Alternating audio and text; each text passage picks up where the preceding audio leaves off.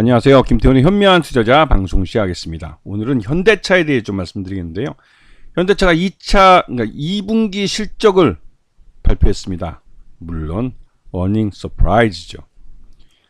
작년에도 2분기 때가 실적 피크를 쳤었습니다.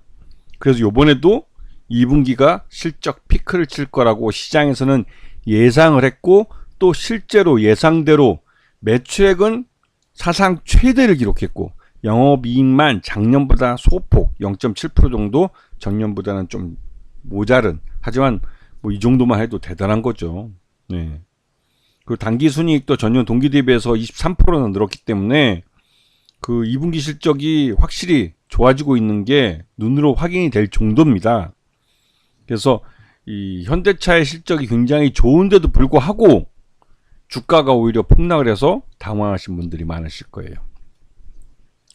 이걸 보시게 되면 좀 이해가 되실 텐데요. 이 분기별로 이 영업이익과 영업이익률 추이를 그려본 겁니다. 이 영업이익이 실질적으로 매출 외형이 큰 것보다도 진짜 중요한 건 장사를 얼만큼 잘했느냐, 얼만큼 많이 남겨먹었느냐, 이게 중요하기 때문에 항상 영업이익과 단기순이익을 잘 보셔야 되는 겁니다. 매출 외형이 덩치만 커진다고 그 회사가 좋아지거나 회사가 뭐 발전하고 있다라고 보시는 건 옛날 대우그룹이 자빠지면서 이건 다 옛날 말이 됐죠. 왜? 그 그룹이, 이런 회사가 덩치를 키우는 데는 그냥 부채를 갖고도 덩치를 키우는 건 얼마든지 할 수 있습니다. 이 물건을 팔지도 못하고 공장에서 찍어내서 밖으로 밀어내기만 해도 매출을 찍히기 때문에 매출은 얼마든지 만들어낼 수 있는 것이에요. 하지만 영업이익은 다른 말이죠. 왜? 영업이익은 거래 상대방이 존재합니다. 누군가 사줘야만 영업이익으로 남을 수 있는 것이죠. 그렇기 때문에 이 영업이익과 영업이익률이 가장 중요합니다.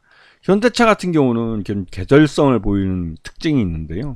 2분기 때가 매출 외형도 영업이익도 가장 큰 그런 실적을 보여줍니다. 그리고 3분기 때 좀 꺾이면서 4분기 때 가장 적은, 근데 오히려 4분기 때 같은 경우는 원래는 이 재고 조정을 일반 제조업들은 대부분 1분기 때 합니다.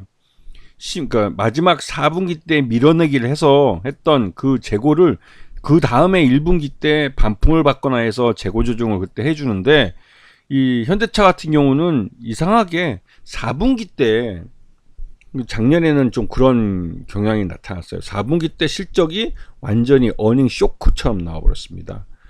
그 작년에 이 뭐랄까요, 이 악몽이랄까요, 그런 게 있어서 그런지 국내 기관 투자자들도 이 현대차의 영업이익이나 영업이익률에 신경을 많이 쓰는 모습입니다. 그리고 지금 현재 움직이는 것은 작년과 비슷하게 움직이고 있기 때문에 올해도 비슷한 양상을 보이지 않을까라는 의구심을 갖고 시장을 보기 때문에 지금 현대차가 2분기 실적이 실적 피크라고 생각하는 그런 투자자들이 많은 것이죠.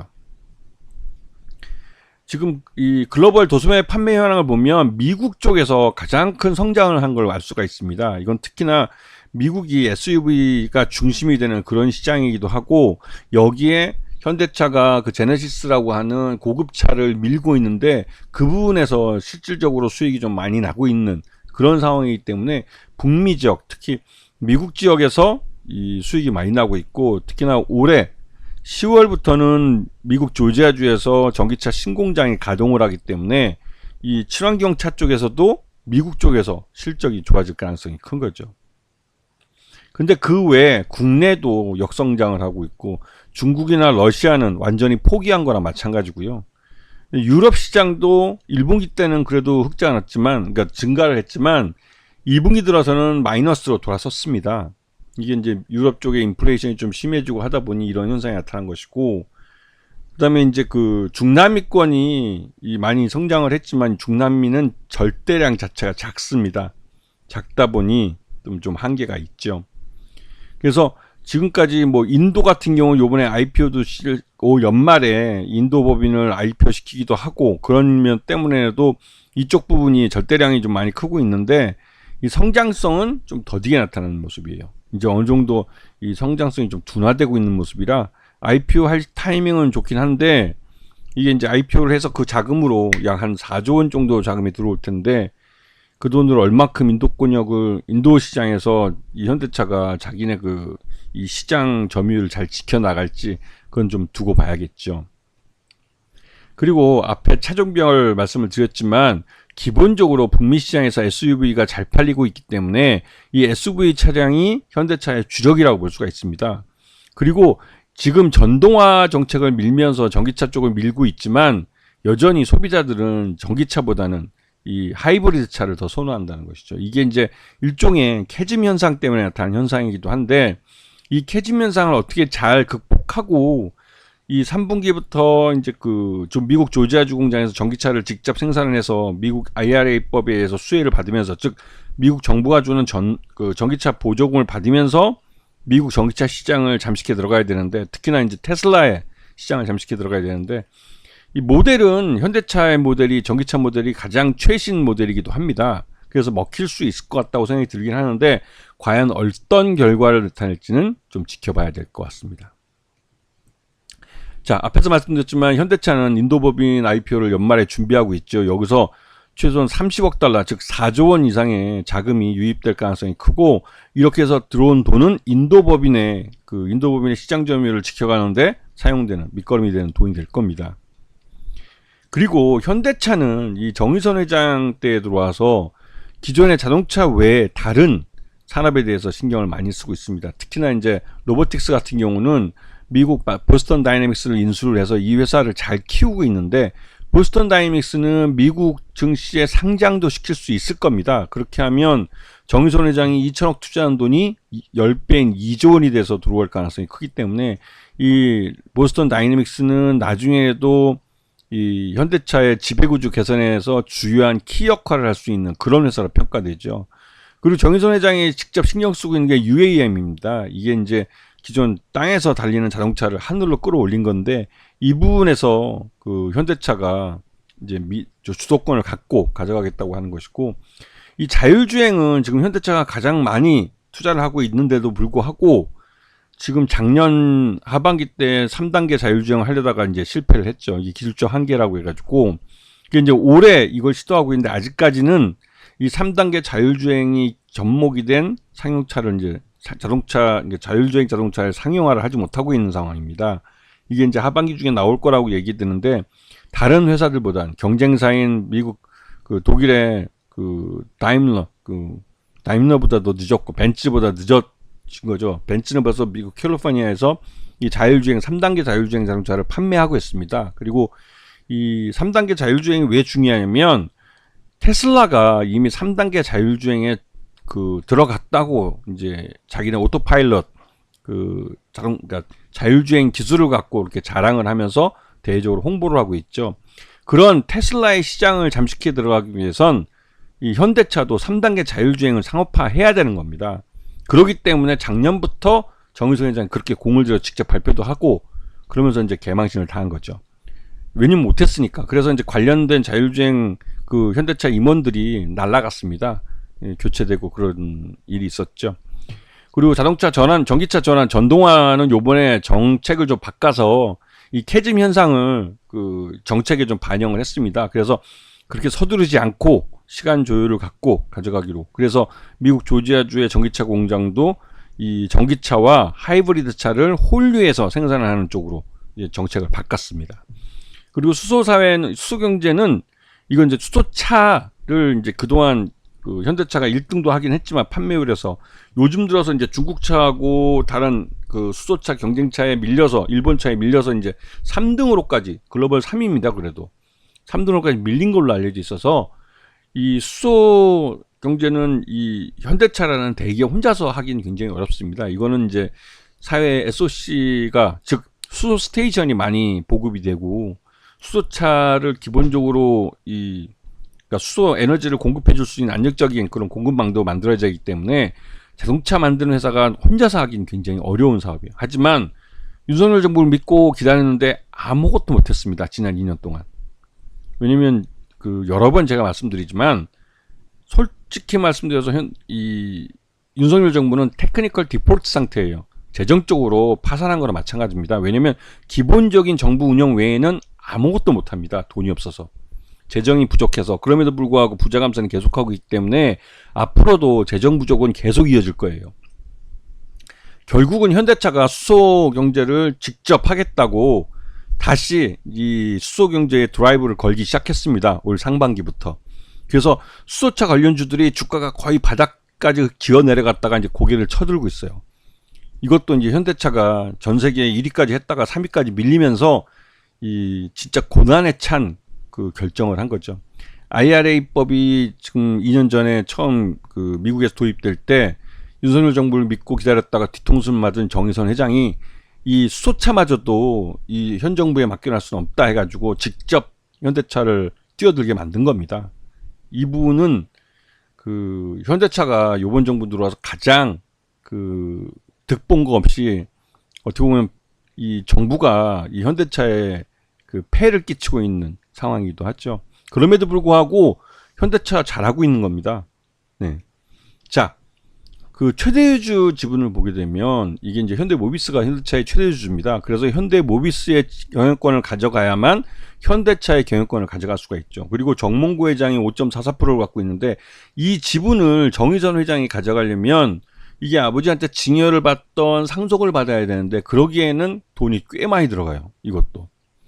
그래서 이런 부분 때문에 지금 현대차는 지배구조 개편을 좀 못하고 좀 끙끙 앓고 있는데 이 모든 부분이 몇 년 안에 해결이 돼야 됩니다. 왜냐면 정몽구 회장도 연세가 많으셔가지고 지난번에도 한번 시장에 이상한 소문이 돌아서 이게 이제 현대차 그 현대그룹주죠. 현대차 그룹주가 막 급등락을 하고 그랬었는데요. 그만큼 이게 굉장히 민감한 사안입니다. 왜냐면 현대차 지배구조를 개편하려면 정몽구 회장과 정의선 회장을 정점으로 하는 이 현대차와 모비스와 기아의 이 순환출자 구조, 이 순환출자 구조를 말 그대로 정의선 회장을 정점으로 하는 현대차 지주회사 요 밑으로 해서 쭉 일직선으로 만들어야 되는 거죠. 지금 현대는 현대모비스가 그 실질적인 지주회사 역할을 하고 있습니다. 하지만 이 현대모비스에 대해서 정의선 회장이 갖고 있는 지분이 0.32%밖에 안 돼요.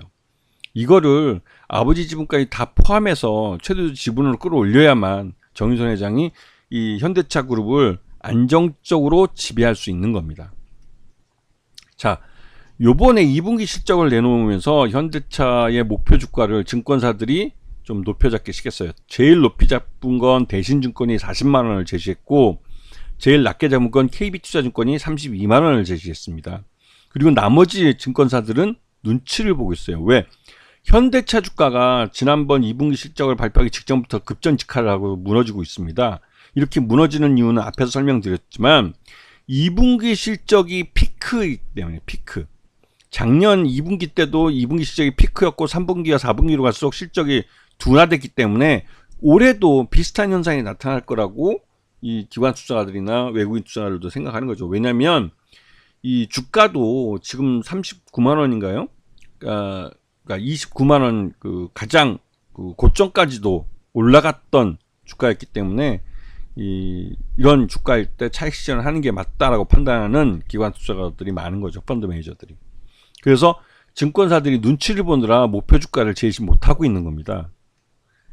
그래서 보시게 되면 이제 잘 이해해 주시죠. 39만 그러니까 29만 9,500원이 최고점이었었는데 그때 이후로 이제 국내 기관 투자가들이 순매도 이제 차익 실현에 나서는 겁니다. 펀드에서 차익 실현에 나서고 외국인 투자들도 일부 나섰지만 일부 외국인 투자는 그래도 좀 사주면서 팔았기 때문에 그리고 최근 들어서 이제 그 본격적으로 실적 발표한 이후에 본격적으로 이제 쏟아냈죠. 왜냐면 이게 외국인 투자가들도 국내 기관 투자가처럼 이 현대차의 실적이 2분기 실적이 피크라고 생각하는 겁니다. 피크 꼭대기. 그래서 지금 현대차 주가는 29만 9,500원을 최고가로 해서 차익 실현 매물 때문에 주가가 흘러내리고 있죠. 보시게 되면 밑꼬리 달고 크게 밀린 걸 볼 수가 있습니다. 오늘도 이제 3.18% 정도 하락을 해서 24만 3,500원에 끝났는데 이 회사가 29만 9,500원에서 순식간에 이렇게 24만 3,000원까지 밀려버린 겁니다.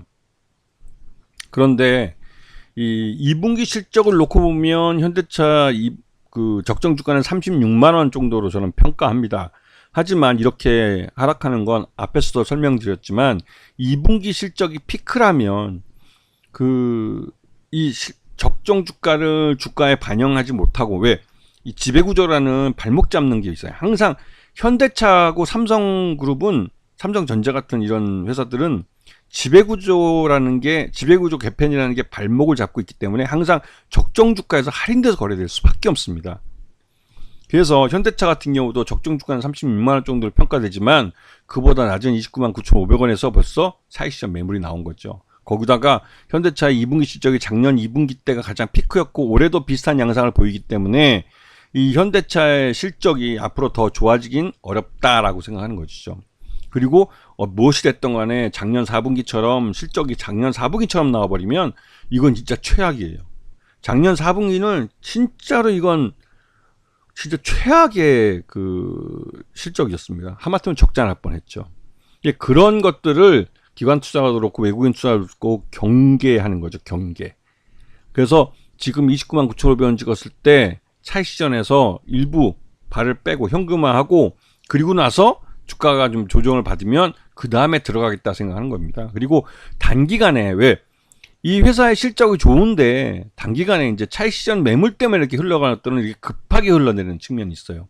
그리고 밑꼬리를 길게 달고 올라왔다는 것은 이 24만 원대 요 가격대에 대한 나름대로의 그 이 시장에 참여하고 있는 투자자들의 이런 신뢰감이 있다는 것이죠. 현대차에 대한. 이런 부분 때문에 그 현대차가 3분기 실적이 그렇게 나쁘지 않게 나오고 그리고 나름대로 이제 3분기 때 미국 조지아주 공장이 제대로 가동을 시작하면 작년과는 좀 다른 그림을 그릴 수도 있다는 부분을 염두에 두셔야 되는 겁니다. 아시겠죠? 자, 오늘 방송 여기서 마치겠습니다. 감사합니다.